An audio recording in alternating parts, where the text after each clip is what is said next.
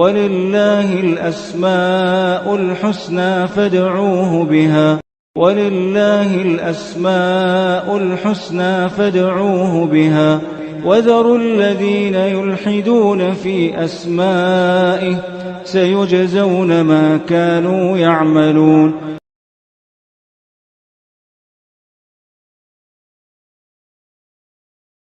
الحمد للہ رب العالمین وبہ نستعین وصلی اللہ وسلم علی سید الانبیاء والمرسلین وعلی آلہ واصحابہ اجمعین ومن تبعہم بإحسان الی یوم الدین، اما بعد۔ آج کے درس میں ایک اہم بات آپ کے سامنے رکھی جائے گی انشاءاللہ، وہ یہ ہے کہ پچھلے درسوں میں اللہ سبحانہ وتعالیٰ کی صفات سے متعلق ایک قاعدہ کی نشاندہی کی گئی تھی کہ اہل السنہ والجماعہ کا یہ موقف ہے کہ اللہ سبحانہ وتعالیٰ کی اسماء حسنہ اور اس کی صفات علیہ سے متعلق جو اللہ تعالیٰ نے قرآن میں کہا ہے، جو رسول اللہ صلی اللہ علیہ وسلم سے ثابت ہے صحیح احادیث سے، ہم اسی کے مکلف ہیں کہ اس کو ثابت کریں۔ اللہ سبحانہ وتعالیٰ سے متعلق کسی چیز کی نفی کرنا ہو تو ہم اسی کے بقدر نفی کریں گے اور انہی الفاظ میں نفی کریں گے جو اللہ سبحانہ وتعالیٰ سے ثابت ہے۔ جیسے ہم کہتے ہیں اللہ سبحانہ وتعالیٰ کے اسماء حسنہ کو ثابت کرتے ہیں کہ اللہ سبحانہ وتعالیٰ یعنی اللہ الرحمن، العزیز، الغفور، القیوم، جس طرح سے اسماء حسنہ ہم ثابت کرتے ہیں اللہ تعالیٰ کے لیے صفات، جیسے اللہ سبحانہ وتعالیٰ کی ایک صفت ہے الرحمہ، العزہ، القدرہ، النزول، الضحک، اللہ سبحانہ وتعالیٰ کے لیے اللہ سبحانہ وتعالیٰ سے متعلق جو بھی ہم چیز ثابت کرتے ہیں، جیسے الوجہ، العین، الید، حقیقی معنی میں کما یلیق لشأنہ، تو جب نفی کرتے ہیں جیسے ہم کہتے ہیں لا تأخذہ سنۃ ولا نوم، جسے ہم کہتے ہیں لا یموت، وما اللہ بغافل عما تعملون، اس طرح کی جو نفی ہوتی ہے وہ نفی بھی ثابت ہونی چاہیے کتاب و سنت سے۔ تو اللہ سبحانہ وتعالیٰ کے حق میں اسماء حسنہ اور صفات باری تعالیٰ اس بات میں ہو یا نفی میں ہو، یہ ثابت شدہ ہونا چاہیے کتاب و سنت سے۔ جو چیز ثابت شدہ نہیں ہے ہم اس کے مکلف نہیں ہیں، ہم اللہ سبحانہ وتعالیٰ کے لیے نہ اس بات میں نہ نفی میں کسی طرح کی کوئی بات ایسی نہیں کہیں گے، کوئی کلمہ جو کتاب و سنت سے ثابت نہیں ہے۔ آج کے درس میں جو بات میں آپ کے سامنے رکھنے جا رہا ہوں وہ یہ کہ اللہ سبحانہ وتعالیٰ کے لیے القدیم کہا جا سکتا ہے کہ نہیں، کیا یہ اللہ تعالیٰ کے لیے ثابت ہے یا نہیں ہے، القدیم کا معنی کیا ہے۔ تو اس سلسلے میں بنیادی طور پر میں آپ کے سامنے بات رکھوں گا، اس لیے کہ جو ہے اگر وقت کم ہے تو میں اس درس کو آنے والے ہفتے میں مکمل کروں گا انشاءاللہ۔ تو بنیادی طور پر یہ بات معلوم کر لیں کہ اللہ سبحانہ وتعالیٰ کے لیے القدیم ایک حد تک نہیں کہا جا سکتا، اور ایک پہلو ہے جس میں کہا جا سکتا ہے، یعنی اس کے دونوں پہلو ہیں، ایک حد تک کہا جا سکتا ہے اور ایک حد ہے اس کی کہ وہاں سے وہ نہیں کہا جا سکتا اللہ سبحانہ وتعالیٰ کے لیے۔ تو کب کہنا چاہیے کب نہیں کہنا چاہیے وہ میں آج آپ کے سامنے رکھوں گا انشاءاللہ۔ اللہ سبحانہ وتعالیٰ کی بطور اسم کے، اللہ سبحانہ وتعالیٰ کے لیے بطور اسم یعنی نام، یا اللہ سبحانہ وتعالیٰ کی بطور صفت القدیم نہیں کہا جائے گا، یعنی ایسا نہیں ہوگا کہ جس طرح سے ہم اللہ سبحانہ وتعالیٰ کے لیے مختلف نام ہیں، اللہ، الرحمن، العظیم، الحی، القیوم، الوارث، الودود، الرؤوف، الحسیب، الغفار، القہار، الستیر، اس طرح کے جو اسماء ہیں اس کے ذریعے سے بندے کا ایک نام بھی رکھا جا سکتا ہے، جیسے ہم بولتے ہیں التعبد،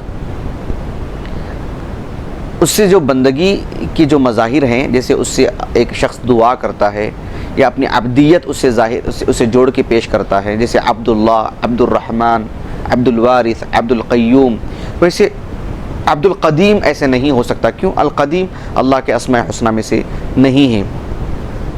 قرآن میں اللہ تعالیٰ کے جو نام بیان کیے گئے ہیں، احادیث مبارکہ میں باسانید صحیحہ جو اللہ تعالیٰ کے نام ہمیں ملتے ہیں ان میں سے القدیم نہیں ہے۔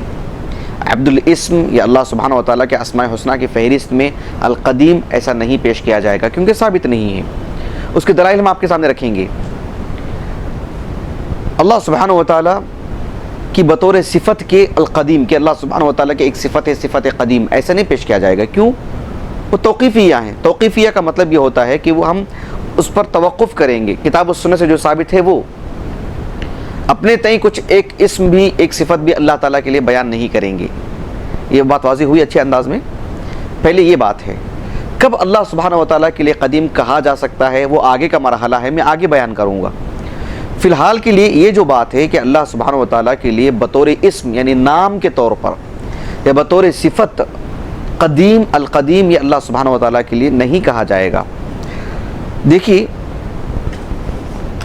صفات اللہ عز و جل الواردہ فی الکتاب والسنہ جو کتاب ہے، آج کے درس میں ہم آپ کے سامنے پیش کرنے کے لیے نہیں لائے ہیں، پچھلے دروس میں آپ اس کتاب کو دیکھ سکتے ہیں۔ شیخ علوی بن عبد القادر السقاف حفظہ اللہ جو ایک نہایت معتبر عالم دین ہیں اور معروف اور مشہور عالم دین ہیں، ان کی یہ کتاب ہے، اور اس پہ انہوں نے بہت ہی استیعاب سے کام لیا ہے، احاطہ کیا ہے اللہ تعالیٰ کے اسماء حسنہ کا، صفات باری تعالیٰ کا، اور بالکل ٹھوس انداز میں اس کتاب کو آپ نے پیش کیا ہے امت کے سامنے، اور اللہ تعالیٰ نے اس کتاب کو بڑی قبولیت عطا فرمائی الحمدللہ۔ اس کتاب سے متعلق ایک بات آپ کے علم میں یہ بھی آنی چاہیے کہ اہل علم کے نزدیک یہ کتاب بڑی معتبر ہے، اس پر ابھی طرح کا کوئی خاص علمی نقد نہیں ہوا ہے، یعنی اس قدر معتبر کتاب ہے۔ تو شیخ حفظہ اللہ نے القدم انہوں نے ایک عنوان کے طور پر اس کو قائم کیا ہے کہ بطور صفت کے یعنی ہے یا نہیں ہے یہ بتلانے کے لیے۔ اس ضمن میں آپ نے لکھا ہے کہ یخبر عن اللہ عز وجل بأنہ قدیم لا صفتا لہ والقدیم لیس اسما لہ، یعنی آپ نے کہا کہ اللہ سبحانہ و تعالیٰ کے لیے بطور اسم کے قدیم نہیں کہا جائے گا، اور یہ اللہ تعالیٰ کی صفات میں سے بھی نہیں ہے، البتہ خبر کی حد تک اللہ سبحانہ و تعالیٰ کے لیے قدیم کہہ سکتے ہیں۔ خبر کی حد تک اللہ کے لیے قدیم کیسے کہہ سکتے ہیں، کیا مطلب ہے اس کا، ہم آگے کے مرحلے میں پیش کریں گے تاکہ آپ کو بات مرحلہ بمرحلہ سمجھ میں آئے۔ دیکھیے اہل علم کا اس بات پر اتفاق ہے کہ اللہ تعالیٰ نے قرآن مجید کو کئی ساری صفات سے متصف کیا ہے، جیسے بل ہوا قرآن مجید فی لوح محفوظ، قرآن کو مجید کہا اللہ تعالیٰ نے، وَلَقَدْ آتَيْنَاكَ سَبْعًا مِّنَ الْمَثَانِي وَالْقُرْآنِ الْعَظِيمِ، سورہ حجر میں قرآن کو اللہ تعالیٰ نے عظیم کی صفت سے متصف فرمایا۔ تو یہ جو صفات ہیں الحمدللہ یہ قرآن کے لیے اللہ نے بیان فرمائے ہیں، لیکن قرآن کو قدیم کہنا، کیونکہ قرآن اللہ کی صفت ہے، قرآن کلام اللہ ہے نا، قرآن اللہ سبحانہ و تعالیٰ کی صفت کلام ہے، اللہ نے کلام کیا، اللہ کی صفت ہے، تو اس کو قدیم نہیں کہنا چاہیے۔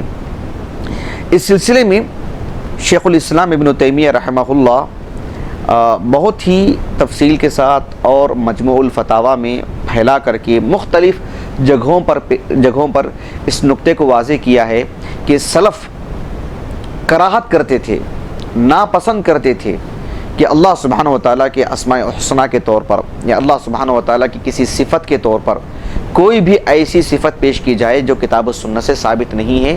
سلف اس سلسلے میں بہت ہی ناپسندگی کا اظہار کرتے تھے۔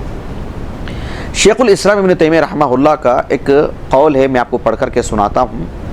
آپ مجموع الفتاویٰ کی جلد نمبر 12 اور صفحہ نمبر 54 50 پر 4، شیخ الاسلام ابن تیمیہ رحمہ اللہ یہ ایسا معاملہ نہیں ہے کہ اللہ تعالیٰ کی صفات سے متعلق یہاں سے شروعات ہوئی جہاں سے ابن تیمیہ کی ولادت ہوئی یا جہاں سے ابن تیمیہ مسند درس پر بیٹھے، نہیں۔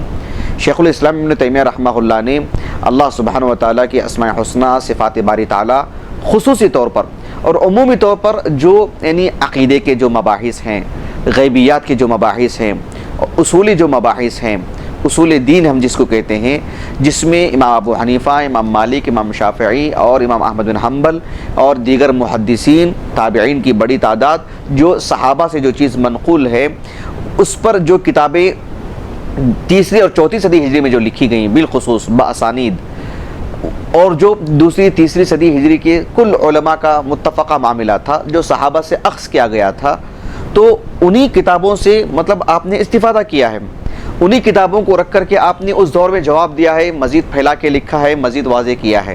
ایسا نہیں کہ ابن تیمیہ اس موقف کے مؤسس ہیں، یہ آپ کی ایک انفرادی رائے ہے، یا امت میں آپ اکتا اور تنہا ہیں اس موقف کو لے کر، سبحان اللہ، ہرگز نہیں۔ چونکہ آپ نے اس ضمن میں جتنے بھی معتبر کتابیں تھیں سبوں کے آپ نے حوالے دیے، کبھی ہم آپ کے سامنے اس کو ذکر کریں گے۔ میرے علم کے مطابق دوسرا اور تیسرا درس جو ابتدائی درس ہے آپ ایک مرتبہ سن لیں، جس میں ہم نے ابن تیمیہ رحمہ اللہ نے اس عقیدے کو جو پھیلا کے بیان کیا ہے، آپ نے کن کتابوں کو مصدر بنایا ہے ان کی فہرست بھی ہم نے ذکر کی، بلکہ کتابیں لا کے دکھایا بھی تھا میں آپ کو۔ ایک مرتبہ دوسرا درس یا تیسرا درس آپ دیکھ لے سکتے ہیں انشاءاللہ۔ شیخ الاسلام ابن تیمیہ رحمہ اللہ فرماتے ہیں کہ القرآن کلام اللہ منزل غیر مخلوق، وقالوا لم يزل متکلما اذا شاء، فبینوا ان کلام اللہ قدیم ای جنسه قدیم لم يزل، ولم يقل احد منهم ان نفس الكلام المعین قدیم، ولا قال احد منهم القرآن قدیم، ولا قال احد منهم القرآن قدیم، بل قالوا انه كلام الله منزل غیر مخلوق، واذا كان الله قد تكلم بالقرآن مشیئته كان القرآن كلامه، وكان اس کے بعد کہتے ہیں ولم يكن مع ذلك ازليا قديما بقدم الله، وان كان الله لم يزل متكلما اذا شاء فجنس كلامه قديم۔ شیخ الاسلام ابن تیمیہ رحمہ اللہ اس پورے جو اقتباس جو آپ کو پڑھ کر کے سنایا گیا ہے، اس کلام میں آپ یہ کہنا چاہتے ہیں کہ اللہ سبحانہ و تعالیٰ کا جو کلام ہے، اس سلسلے میں اہل علم نے کہا کہ وہ قدیم ہے۔ کس معنی میں؟ یعنی اللہ سبحانہ و تعالیٰ نے ابتدا میں کلام کیا ہے، یعنی مطلب لوح محفوظ میں موجود ہے یہ۔ اس کی مطلب یہ بتلانا مقصود ہے کہ اللہ سبحانہ و تعالیٰ نے کب کلام کیا ہے۔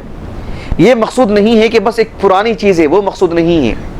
جیسے ہم بولتے ہیں کہ بھئی یہ چیز پرانی ہے، اس کا یہ مطلب نہیں ہے کہ اس سے پہلے کوئی چیز نہیں تھی، نہیں، بس پرانی ہے، اب کی نہیں ہے، پرانی ہے۔ مطلب یہاں یہ مقصود ہے کہ اللہ سبحانہ و تعالیٰ کے کلام کو قدیم سے متصف کہنا یہ سلف کا نہج نہیں ہے، کیونکہ قرآن کو قدیم نہیں کہا جائے گا۔ البتہ یہ کہ جو ہے اللہ سبحانہ و تعالیٰ نے کب کلام کیا ہے، اس نوعیت کو بتلانے کے لیے قدیم کا لفظ بس، ورنہ یہ ایک لفظ حادث لفظ ہے، نیا لفظ ہے، کتاب و سنت سے ثابت نہیں ہے۔ قرآن مجید کے سلسلے میں یا اللہ سبحانہ، قرآن مجید اللہ کی صفت ہے، اللہ تعالیٰ کے بطور نام کے طور پر یا صفت کے طور پر قدیم کہنا یہ درست نہیں ہے۔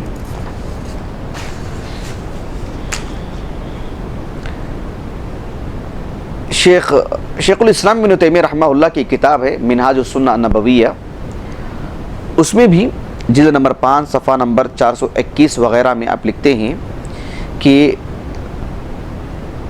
لوگوں کا یہ کہنا کہ ان القرآن قدیم، قرآن کو قدیم کہنا، کیونکہ قرآن اللہ کی صفت ہے، جیسے الرحمہ اللہ کی ایک صفت ہے، العزہ اللہ کی ایک صفت ہے، القدرہ اللہ کی ایک صفت ہے، ویسے ہی الکلام جو اللہ رب العالمین نے کلام کیا ہے وہ اللہ کی صفت ہے، صفت فعلی، جب چاہے گا اللہ کلام کرے گا، تو اس کو قدیم کہنا قرآن، کیونکہ اللہ کی صفت ہے وہ، ان القرآن قدیم، قرآن کو قدیم کہنا، کہا کہ وَهِيَ أَيْضًا بِدْعَةٌ لَمْ يَقُلْهَا أَحَدٌ مِّنَ السَّلَفِ، یہ ایک بدعت ہے، دین میں ایک زیادتی ہے، یہ ایک حادث کلمہ ہے۔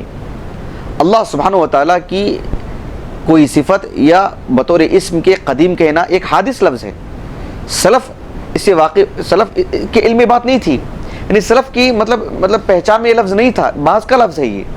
سلف قرآن مجید کے لیے قدیم کا لفظ استعمال نہیں کرتے تھے۔ عالم اسلام کی ایک بڑی شخصیت ہے شیخ بکر ابن عبداللہ ابو زید، انتقال ہو گیا ان کا رحمہ اللہ 1429 ہجری میں، بڑے پائے کے عالم تھے اور اللہ تعالیٰ نے بہت بصیرت عطا کی تھی آپ کو، بڑے بڑے علماء آپ کی کتابوں کی طرف رہنمائی کرتے ہیں، اس سے استفادے کی تلقین کرتے ہیں۔ تو ان کی ایک کتاب ہے معجم المناہی اللفظیہ، یعنی انہوں نے ایک قاموس کے طور پر، ایک معجم کے طور پر، ایک ڈکشنری کے طور پر انہوں نے ان سارے کلمات کو اکٹھا کیا جو یعنی ایک مسلمان استعمال کرتا ہے یا مسلم دنیا میں استعمال کیے جاتے ہیں، یا جو ہے مطلب مسلم دنیا کسی بھی طور پر اخبار کے حد تک، اخبار میں لے لیں یا جو ہے مطلب ٹیلی ویژن کے ذریعے سے لے لیں، عام خطبے میں لے لیں، عام گفتگو میں لے لیں، دینی نقطہ نظر سے کچھ مسئلے کو افہام و تفہیم کے حد تک لے لیں، کسی بھی پہلو سے وہ کلمات استعمال کیے جاتے ہوں جو شرعاً مطلب ناپسند کیے گئے ہیں، شریعت جسے پسند نہیں کرتی ہے، وہ شریعت میں در آئی ہیں، شریعت میں داخل کیے گئے ہیں۔ ایک مسلمان کی زبان اسلامی زبان ہونی چاہیے، مطلب ہمارے اصطلاحات، ہمارے کلمات سب جو ہے مطلب خالص کتاب و سنت سے ہم آہنگ ہونا چاہیے۔ تو انہوں نے وہ سارے کلمات کو اکٹھا کیا جو شریعت سے میل نہیں کھاتے ہیں، ہمارے عام بول چال ہی میں کیوں نہ ہو، اعتقادی طور پر معاملات میں کسی بھی پہلو سے آپ نے جمع کیا۔ بہت ہی وقی کتاب ہے، اس میں آپ نے القرآن قدیم کا ایک عنوان قائم کر کے اس سلسلے میں بھی یہی لکھا کہ صحابہ، تابعین، تابعین سب اس کلمے سے مطلب ناواقف کس معنی میں، مطلب ان کے لیے ایک اجنبی سا لفظ، وہ قرآن کے لیے قدیم والا لفظ استعمال نہیں کرتے تھے۔ القدیم یہ عربی زبان کا لفظ ہے، قدیم، لیکن اللہ سبحانہ و تعالیٰ کے لیے بطور اسم یا بطور صفت کے وہ قدیم کا لفظ استعمال کرنے والی جو بات تھی اس سے وہ واقف نہیں تھے، اس لیے کہ وہ اللہ سبحانہ و تعالیٰ کے اسماء حسنہ کتاب و سنت سے انہوں نے اخذ کیا تھا۔ اللہ کی صفات کیا ہیں انہوں نے کتاب و سنت سے اخذ کیا تھا۔ اس ضمن میں قدیم والا جو اسم ہے یا بطور صفت کے ہے وہ انہیں کتاب و سنت سے نہیں ملا، یہ بات کا لفظ ہے، حادث ہے، یہ ایک جدید ہے لفظ ہے، یہ قدیم جو کلمہ ہے لفظ قدیم وہ اللہ سبحانہ و تعالیٰ کے لیے بطور اسم کے صفت کے ایک جدید لفظ ہے۔ یہ اچھی طرح نقطہ واضح ہوا یہ جی۔ تو اس سلسلے میں آپ نے یہ بھی بیان کیا ہے جو القرآن قدیم کے تحت آپ نے لکھا ہے اور کہا ہے کہ یہ مبتدعین کا لفظ ہے، یہ مبتدعین کا کلمہ ہے، انہوں نے اس کو جو ہے رائج کیا ہے، ورنہ اللہ سبحانہ و تعالیٰ کے لیے بطور اسم کے یا بطور صفت کے اس کو استعمال نہیں کرنا چاہیے۔ عالم اسلام کی ایک بڑی شخصیت ہیں امام طحاوی رحمہ اللہ، قدیم عالم دین ہیں، 3 صدی ہجری کے عالم ہیں، 4 صدی ہجری کے بالکل آغاز میں آپ کا انتقال ہوا 311 ہجری کو۔ آپ نے یعنی اہل السنہ والجماعہ کا جو عقیدہ ہے اسے آپ نے مطلب بالکل اختصار کے ساتھ اور مسجع کلام جس میں طلبہ کو یاد کرنے کے لیے آسانی ہو اور نہایت اختصار کے ساتھ آپ نے اسے بیان کیا۔ نثر میں ہے، اشعار میں نہیں ہے، لیکن نہایت مسجع کلام ہے۔ آپ نے اس ضمن میں ایک بطور عقیدے کے ایک کلمہ ایک قطعہ آپ نے یہ بھی لکھا اللہ سبحانہ و تعالیٰ سے متعلق کہ قدیم بلا ابتداء، قدیم بلا ابتداء، دائم بلا انتہاء، یعنی اللہ سبحانہ و تعالیٰ قدیم ہے یعنی بلا ابتداء، یعنی مطلب اس سے قبل کوئی چیز نہیں ہے۔ یہ جو قدیم جو لفظ آپ نے استعمال کیا، دائم بلا انتہا، اللہ سبحانہ و تعالیٰ کے لیے دوام ہی دوام ہے، وہ ہمیشہ رہے گا، وَيَبْقَى وَجْهُ رَبِّكَ ذُو الْجَلَالِ وَالْإِكْرَامِ کا مترادف لفظ کا ہم معنی کلمہ ہے یہ۔ تو یہ جو ہے کہ قدیم بلا ابتداء، قدیم اس ضمن میں جو اس متن کے جو شارحین ہیں بیشتر شارحین نے اس پر نقد کیا ہے، کہا کہ قدیم یہ زیب نہیں دیتا اللہ سبحانہ و تعالیٰ کے لیے، کیوں ثابت نہیں ہے۔ اس جو متن کے جو شارحین ہیں ہمارے معاصرین میں سے ایک بہت ہی معروف ہیں، یعنی شیخ صالح بن عبد الرحمن عقیدہ طحاویہ کے شارحین میں سے ہیں، متن کے اس متن کے شارحین میں سے ہیں، اور دکتور احمد بن سعود دکتر احمد الغامدی انتقال ہو گیا ان کا، ام القرآن کے پروفیسر بھی تھے آپ، اور شرح اصول اعتقاد اہل السنہ والجماعہ جو معروف کتاب ہے اس کتاب کے محقق ہیں، اور اس کا جنہوں نے مقدمہ لکھا بہت ہی عمدہ مقدمہ لکھا، انہوں نے پوری تاریخ انہوں نے لکھی اس میں، جو کہاں سے جو ہے مطلب بدعات آئیں اسماء و صفات کے باب میں اور منہجی خلل کیسے کیسے واقع ہوا۔ تو ان کے نگرانی میں، اور شیخ حامد الفقیہی شیخ نام میں بھول رہا ہوں، تو انتقال ہو گیا دونوں علماء کا، ان کی نگرانی میں انہوں نے اس کو تیار کیا تھا، اس شرح کو۔ اس شرح میں آپ نے لکھا ہے، اس شرح کا جو حصہ ہے اس کا صفحہ نمبر 54 ہے، اور ان کی جو شرح ہے جامعہ محمدیہ بنگلور میں پڑھائی جاتی ہے فضل سال اول میں، فضل سال آخر کا مجھے علم نہیں ہے، فضل سال اول میں تو پڑھائی جاتی ہے، تو شیخ صالح بن عبد الرحمن نے لکھا ہے کہ وقد ادخل المتکلمون فی اسماء اللہ تعالی القدیم، کہ جو اہل کلام ہیں، اہل کلام سے مراد جو علم الکلام کی بنیاد پر جنہوں نے مطلب دین کو سمجھنا چاہا، عقلانی لوگ. یہ علم الکلام ایک اصطلاح ہے، ابھی ہم سمجھا نہیں سکتے اس کو، وقت اس کا تقاضا نہیں کرتا ہے. اس سلسلے میں آپ کو ایک مستقل درس دے گے انشاءاللہ کہ علم الکلام سے مراد کیا ہے، کیونکہ اسماء و صفات کے باب میں اس کا بڑا دخل ہے اور جو ہے اس کا بڑا اثر رہا ہے امت مسلمہ کے مابین. تو انشاءاللہ ہم آپ کے سامنے وہ بھی موضوع لے کر حاضر ہوں گے باذن اللہ تعالی. تو شیخ صالح بن عبد الرحمن کہتے ہیں وقد ادخل المتکلمون فی اسماء اللہ تعالی القدیم ولیس ہوا من الاسماء الحسنى. یہ کہتے ہیں کہ جو ہے اہل کلام جو لوگ منطق سے متاثر ہوئے، انہوں نے اسماء حسنہ میں القدیم کا اضافہ کیا، جبکہ وہ اسماء حسنہ میں سے نہیں ہیں. فإن القدیم فی لغت العرب التي نزل بها القرآن والمتقدم على غیرہ. اس لیے کہ عربی زبان میں قدیم یعنی جس زبان میں قرآن نازل ہوا، یعنی عربی زبان جس زبان میں قرآن نازل ہوا اس زبان میں القدیم کے معنی کیا ہیں؟ اس شخص کو بولتے ہیں یا اس چیز کو بولتے ہیں جو کسی پر تقدم حاصل کی ہو. یعنی مان لیجیے کہ دو چیزیں ہمارے پاس ہیں، ہم نے اس کو 1 سال ہوا خرید کر کے اور اس کو ہم نے خرید کر کے 2 سال ہوا، دو ہمارے سامنے موبائل ہیں، ہم کہتے ہیں کہ یہ قدیم ہے. کیا مطلب ہے؟ یعنی یہ اس سے قبل کا ہے. بس اتنی سی بات آتی ہے لفظ القدیم میں. یہ بات نہیں آتی ہے کہ سب سے پہلے یہی ہے، یہ بات نہیں آتی. القدیم میں یہ معنی نہیں آتا. اللہ سبحانہ وتعالیٰ کے لیے ایک نام آتا ہے الاول، هو الاول والآخر والظاہر والباطن. الاول، اللہ کے رسول نے کیا کہا صلی اللہ علیہ وسلم؟ صحیح مسلم کی حدیث ہے، انت الاول فلیس قبلک شیء. الاول یہ اللہ کے اسماء حسنہ میں سے، اس سے پہلے کوئی چیز نہیں. لیکن القدیم میں یہ معنی نہیں آتا. القدیم میں کوئی مدح والی بات نہیں ہے. کسی چیز کا قدیم ہو جانا اس کی تعریف والی بات ہے، اس کے کمال کی بات ہے؟ بالکل بھی نہیں. بس اتنی سی بات ہے کہ وہ القدیم ہے، یعنی بس اس سے پہلے کوئی چیز نہیں، یہ کسی چیز سے پہلے والی چیز ہے. وہی سب سے پہلی والی چیز وہ القدیم کے اندر وہ معنی نہیں آتا. قابل غور ہے.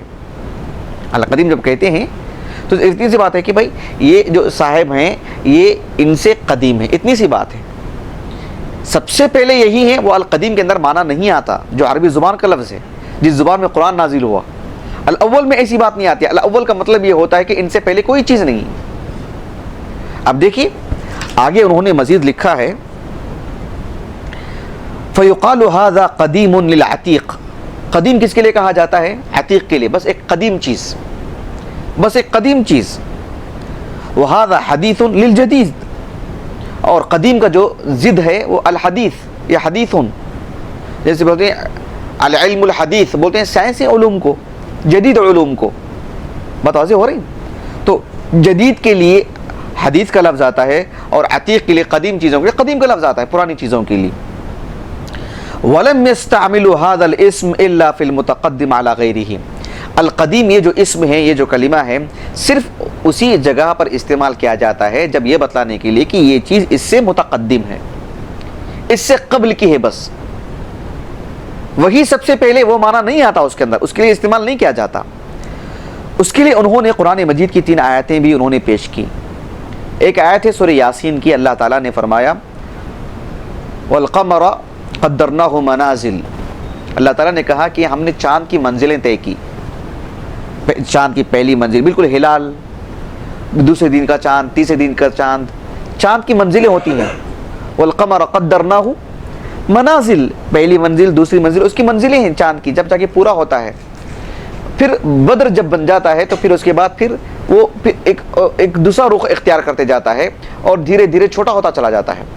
اللہ تعالیٰ نے کہا حتی عاد کالعرجون القدیم. العرجون کہتے ہیں کھجور کا جو درخت ہے اس کی ٹہنی کو کہتے ہیں. جب وہ قدیم ہو جاتی ہے، جب وہ پرانی ہو جاتی ہے، ابتدا میں اس کی شکل بڑی اچھی ہوتی ہے، یعنی جب تناور درخت بن جاتا ہے، مضبوط ہو جاتا ہے، جب سوکھ جاتا ہے وہ، اس کی ٹہنی جب سوکھ جاتی ہے تو بالکل گھوم جاتی، ٹیڑھی ہو جاتی ہے سوکھ کر کے. کہا کہ کالعرجون القدیم، یعنی جو پہلی شکل تھی پھر وہی شکل بن کر کے آ جا رہی ہے. وہ اس کے اندر اول کا معنی نہیں آتا. اس سے پہلے والی کوئی چیز تھی یہ مانا نہیں آتا، بس ایک پرانی شکل بتلانی مقصود ہوتی ہے. اس کی جو پرانی شکل تھی نا پھر وہی شکل ہو جاتی ہے اس کی آخر میں. بات سمجھ میں آ گئی؟ اول شکل یہ نہیں آتی ہے. بات واضح ہو گیا آپ کو؟ قدیم شکل جیسے پہلے دن کا تھا، بالکل 27ویں 28ویں تاریخ وغیرہ کا تو چاند نظر ہی نہیں آتا، بالکل ہی غائب ہو جاتا ہے. تو اس کی جو آخری جو پوزیشن ہوتی ہے 26-27 کے آس پاس میں کالعرجون القدیم، بالکل قدیم، یعنی جو پرانی جو شکل تھی بالکل وہی، اس سے پہلی والی شکل. یہ مقصود. اول کا معنی القدیم کا جو کہنا تھا، ان کا جو گمان ہے ھذا افک قدیم، بس ایک پرانی بات ہے، اساطیر الاولین کے معنی میں، پچھلوں کی بات ہے، نہیں زمانے سے کہی جا رہی ہے بس. یہ مقصود نہیں ہے کہ ھذا افک قدیم کے معنی یہ نہیں ہے کہ سب سے پہلا یہی جھوٹ ہے، ایسا تو نہیں کہنا مقصود ہے ان کا. ایک اور آیت جو ہے شیخ صالح بن عبد الرحمن نے ذکر کی سورۃ الشعراء کی.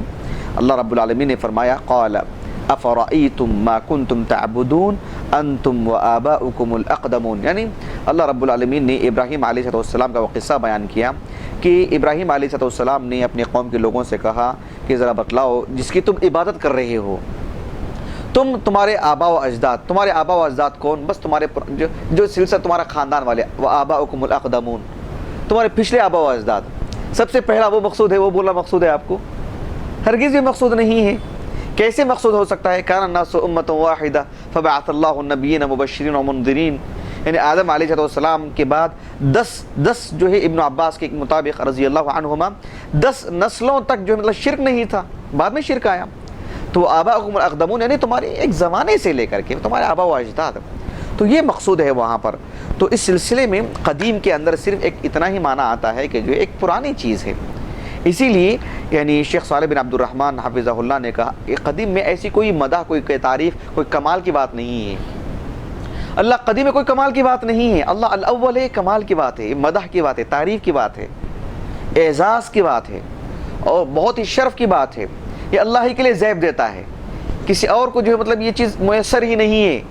اللہ سبحانہ و تعالیٰ ہی ہے جو الاول ہے، مخلوق سب تو بعد کی چیزیں ہیں. تو اللہ سبحانہ و تعالیٰ کے لیے قدیم ایسی کوئی خاص کمال کی بات نہیں ہے. تاہم ان سب کی چیزوں کے باوجود بھی اللہ سبحانہ و تعالیٰ کے لیے قدیم کہہ سکتے ہیں کیا؟ کسی پہلو میں، کسی معنی میں اس کی اجازت ہے کیا؟ کتاب و سنت میں وہ لفظ اللہ کے لیے کہا گیا ہے کیا؟ سلف نے القدیم اللہ کے لیے کہا ہے کیا؟ اگر کہا ہے تو ہماری باتوں میں ٹکراؤ اور تضاد نہیں ہے کہ ایک طرف ہم کہتے ہیں کہ نہیں کہنا چاہیے، ایک طرف ہم اس کی ایک اجازت کی ایک بات کر رہے ہیں.